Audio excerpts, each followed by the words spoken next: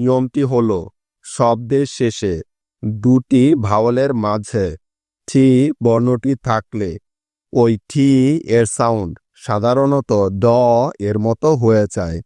কিছু উদাহরণ দেখলেই এই নিয়মটি তোমরা খুব সহজভাবে বুঝে যাবে।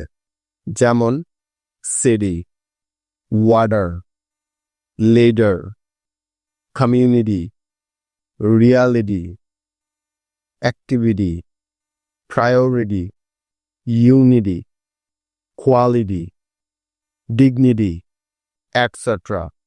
তো গাইজ, লক্ষ্য করে দেখো, উপরের প্রতিটি শব্দেই টি বর্ণটি দুটি ভাওয়েলের মাঝে আছে, অর্থাৎ টি এর আগে একটি ভাওয়েল এবং পরেও একটি ভাওয়েল আছে। আর তাই এসব শব্দে টি এর সাউন্ড ড এর মতো হয়ে গেছে। আশা করি এখন তোমরা বুঝতে পেরেছ।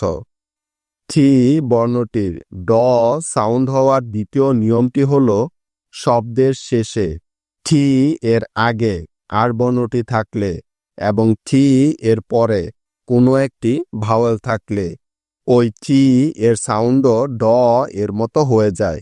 তাহলে চলো এই নিয়মের কিছু উদাহরণ দেখে নেওয়া যাক। যেমন থার্ডি, থার্ডি, ফর্ডি, ডার্ডি, পোভার্ডি, লিভারডি, ফ্লার্ডি, এটসেট্রা। লক্ষ্য করে দেখো, উপরের প্রতিটি শব্দেই আর এর ঠিক পরেই টি বর্ণটি আছে এবং টি এর পরেই ওয়াই আছে। সেজন্য এসব শব্দে টি এর সাউন্ড ড এর মতো হয়ে গেছে। আশা করি এখন তোমরা এই নিয়মটিও খুব ভালো করে বুঝতে পেরেছ। মনে রাখবে, এখানে ওয়াই বর্ণটি ভাওয়েল হিসেবে বসেছে। ঠিক আছে?